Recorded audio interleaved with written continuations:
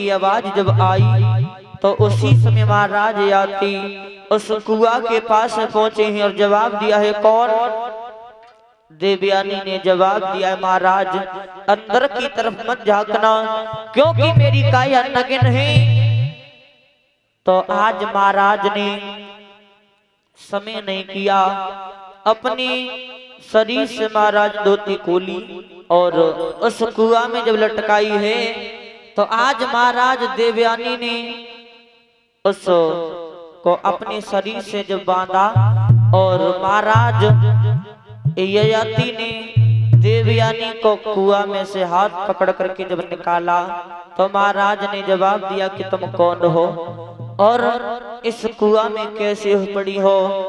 तो आज उस देवयानी ने जवाब दिया है महाराज मैं शुक्राचार्य की पुत्री हूँ, मेरा नाम देवयानी है। और महाराज बृहस्पति की जो लड़की थी सर्विष्ठा उस वो हमें इस कुआ में ढकेल करके चली गई। तो लड़की ने जवाब दिया देवयानी ने महाराज तुमने हमारी रक्षा की है तो तुम भी तो बताओ कौन हो? तो जवाब दिया है महाराज हमारा क्षत्रिय वंश है और हमारा नाम ययाति है। उसी समय देवयानी के मन में एक विचार आया कि हमें कच ने श्राप दिया था कि हमारा विवाह किसी ब्राह्मण पुत्र के साथ में नहीं होगा, हमारा विवाह होगा तो क्षत्रिय वंश के किसी क्षत्रिय के साथ में होगा। तो जवाब दिया है महाराज अगर आपने हमारा हाथ पकड़ ही लिया है तो हमारी आपसे विनती है कि महाराज जब हमारे हाथ को मत छोड़ो, आप हमारे साथ में अपना विवाह कर लो। जब इतनी बात उस लड़की की महाराज ने सुनी तो जवाब दिया मन में विचार किया ये पुत्री शुक्राचार्य जी की है, बहुत क्रोधी महात्मा है और अगर हमसे कुछ उल्टा सीधा कह दिया तो जो कह देंगे वही कर देंगे।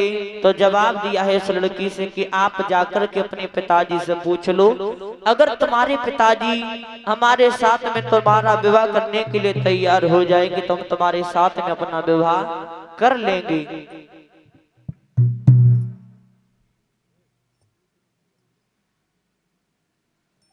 तो आज भक्तों महाराज याती तो अपने महलों में चले गए और वो देवयानी जब लौट करके महलों में आई तो शुक्राचार्य जी ने जवाब दिया है बेटी ये तुम्हारे साथ में जो सहेलियां गई थी वो तो लौट करके कब की घर पे आ गई, आप कहां पर रह गई? जवाब दिया पिताजी हमारे साथ तो जो हुआ है सो हुआ ही है, लेकिन वो राजा की लड़की जो है इतनी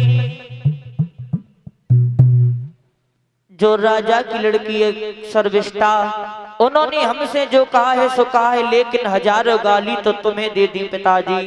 तो आज महाराज शुक्राचार्य जी क्रोध में जब आए हैं तो क्रोध में आकर के और महाराज बृहस्पति के पास पहुंचे, जवाब दिया है महाराज तुम्हारी लड़की ने ये अच्छा नहीं किया। और महाराज से बोले गुरु शुक्राचार्य जी ओ बृहस्पति तेरी बिटिया ने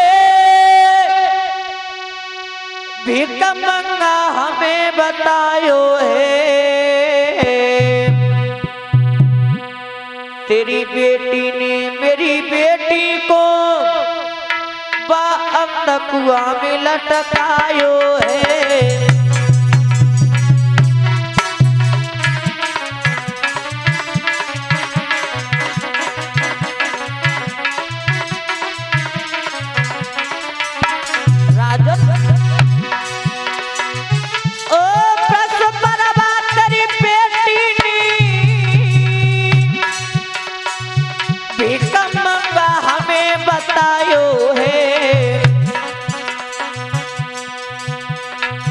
तेरी बेटी ने मेरी बेटी को अंधे कुआ में गिरायो है।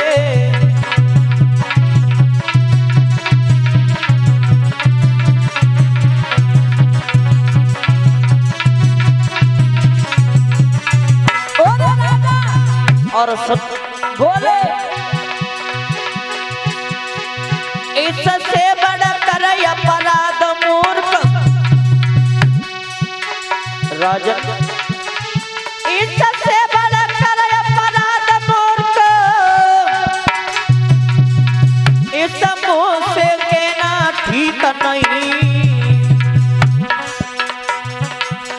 राजा ऐसी हालत में ब्राह्मण का रुकना ठीक नहीं।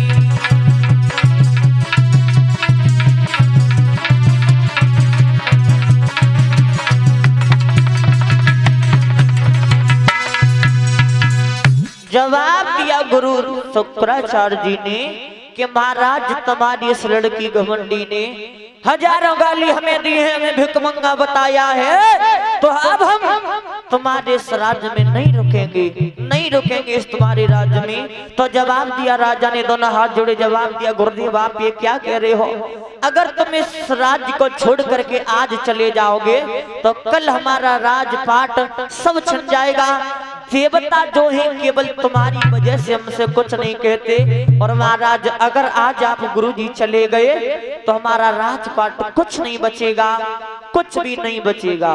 तो जब इतनी बात गुरुजी ने सुनी तो जवाब दिया, राजन अगर आप मुझे इस अपने राज्य में रखना चाहते हो तो मेरी एक शर्त है, उसे आप पूरी करो। कौन सी? तो आज महाराज बृहस्पतिवासी गुरुजी समझाए के बोले, राजन सुनो, बोले अरे सुना भूप धरि ध्यान लगी मेरे हृदय मेरे गासी।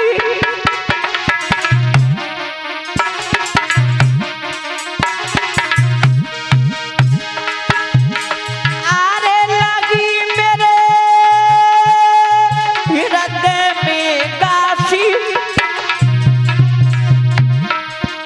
मैं करूं ललिया को प्याऊ बनाई दे सर्विष्ट दासी। राजा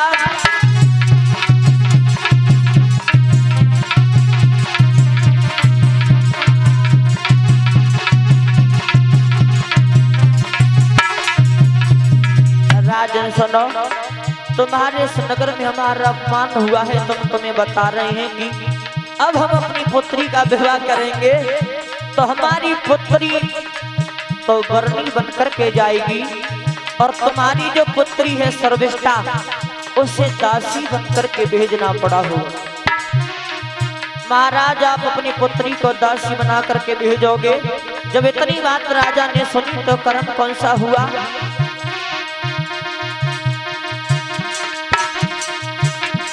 अरे करमयवा हुई रहो सरनामी, अरे करमय जो है सरनामी। और सुन ब्राह्मण की बात भरी जो राजा ने आमी। भक्तों सुनिए,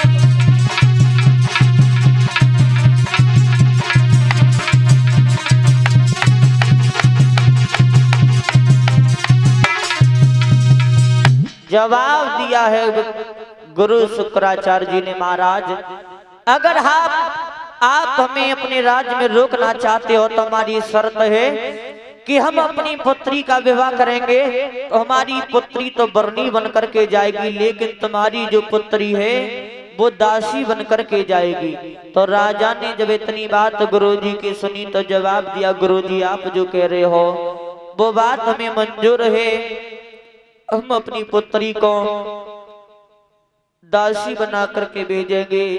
तो इधर महाराज याति के पास में खबर भेज दी, महाराज आप वरना बन करके आओ और शुक्राचार्य जी की पुत्री के साथ में तुम्हारा विवाह होगा।